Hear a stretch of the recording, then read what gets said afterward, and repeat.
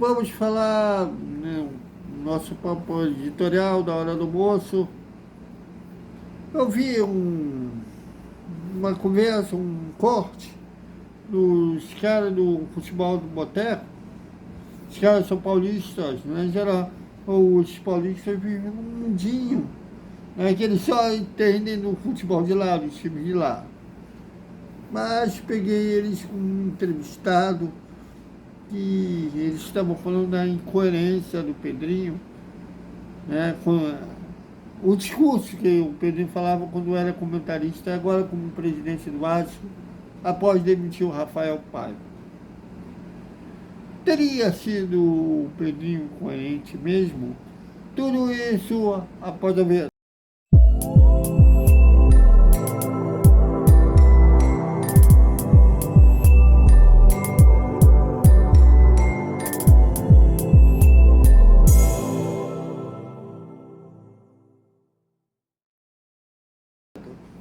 Salve, salve galera do Vascão!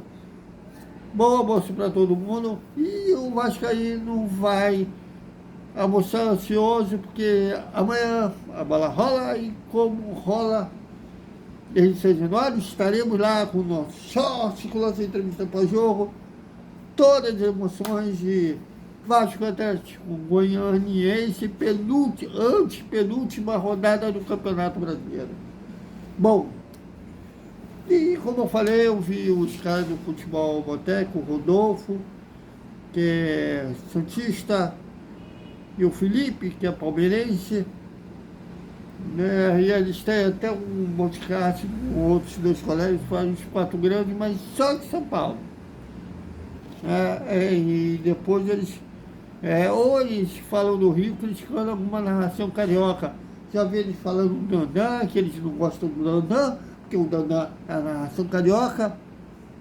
Teve até um que fala sobre mídia esportiva, eu esqueci o nome do rapaz, que ele fala que está criticando um grande Bruno Cantarelli, né? Um abraço ao Bruno Cantarelli, que ele acha que o Bruno Cantarelli não tem nada a ver com o PML, por causa de ser narração carioca. Eles vivem num mundinho que lá só observa de São Paulo. E ele até eles falando que gostavam de um narrador lá de São Paulo, também esqueci o nome, que o cara narrava atrasado, que eles gostavam de narração atrasada. Mas, bom, cada um tem seu gosto, gostei com bunda, cada um tem o seu, mas... E eles perguntaram ao entrevistado a incoerência do Pedrinho, falando da demissão do Rafael Paiva, e lembrando que o Pedrinho, quando era comentarista da TV Globo, ele falava sobre a falta de estabilidade do treinador, que o treinador precisa de tempo, precisa de peças, e ele foi coerente em relação a isso. Bom, vamos lá. O Rafael Paiva conhecia o elenco, estava desde o... Vamos refrescar minha memória, quando ele assumiu em definitivo. Teve a derrota de 6-1 para o Flamengo, foi a estreia do Álvaro Pacheco, depois teve um empate sem gols o Cruzeiro, depois teve a derrota para o Juventude. Aí o Álvaro Pacheco foi demitido e aí o Paiva entrou. Então, desde o turno, ele conhece esse elenco.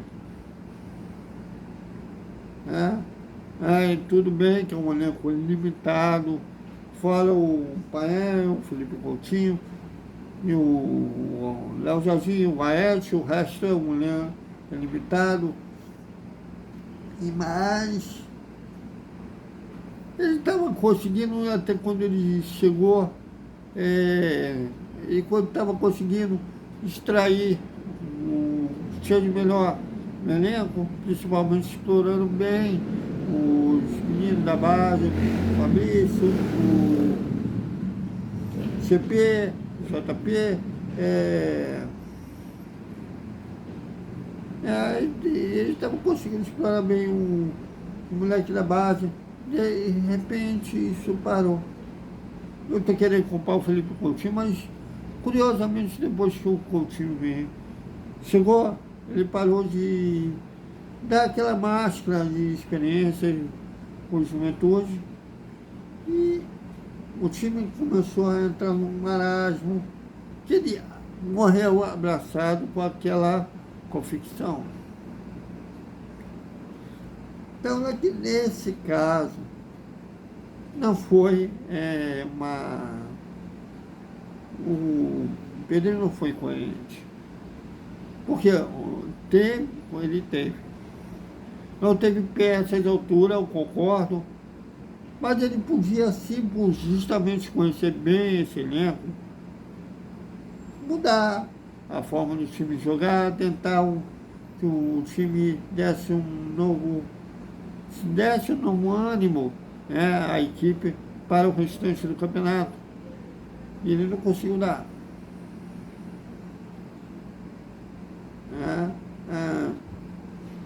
Até que a ideia da comissão técnica, inclusive, foi que o Marcelo Santana disse que eles não demitiram o Rafael Paiva após a derrota para o Fortaleza, que foi o último antes da data da FIFA, porque eles acreditavam justamente que o Rafael Paiva desse tempo, e conhecer o elenco, ele conseguisse reanimar, vamos dizer, seu time.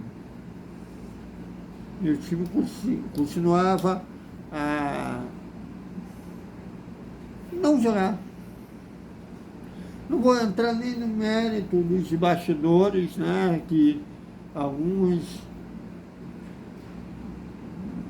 podem estar insatisfeitos com o Rafael Paiva. Nós nem estou entrando nesse mérito, mas sim no mérito que ele não estava conseguindo mais tirar o melhor dos jogadores. E o brasileiro, e ainda mais em reta final, isso pode ser imperdoável. Por isso, Pedrinho agiu. Eu até desafio o Rodolfo, o Felipe, e o entrevistado, esqueci quem é o entrevistado, que é de Minas Gerais, nem é do Rio, que eles viram 5 jogos do Vasco esse ano. Porque eles vivem numa molhada. Inclusive, o pessoal de São Paulo deu um show de mico esse ano, né? Desde o ano passado, na verdade. Eu lembro que antes do Paulo Henrique ser contratado, ainda no Campeonato Carioca do ano passado, quando a última vitória do Vasco sobre o Flamengo, 1-0, gol do Comita. Desculpem. E um comentarista da ESPN de São Paulo falou que o Comita poderia ter ganhado a vaga de titular ali, sendo que ele era o absoluto até então na lateral direita. Esse ano, outro cara de São Paulo na Prime, né, Amazon Prime. E o jogo era não lembro se era contra o Fortaleza. Era contra o Fortaleza. O Vasco já tinha virado na tabela de classificação, já estava na primeira página, na tabela de classificação, estava na 8ª posição na época. E o cidadão dizendo que o Vasco estava brigando contra o rebaixamento. Depois eu mesmo admitiu que nem sequer olhou a tabela de classificação. Mas, no caso aí, tem várias incoerências do período que ele falava, quando comentarista, e o que ele pratica agora, mas nesse caso do Rafael Paiva, não. Mas vocês acham que o pessoal de São Paulo está certo, está errado? Opinem, comentem. Aqui a galera tem moral, aqui todos também. Até boa noite, o resumo da sexta-feira do Vasco, e ainda hoje teremos também conteúdo de Fórmula 1. Até mais.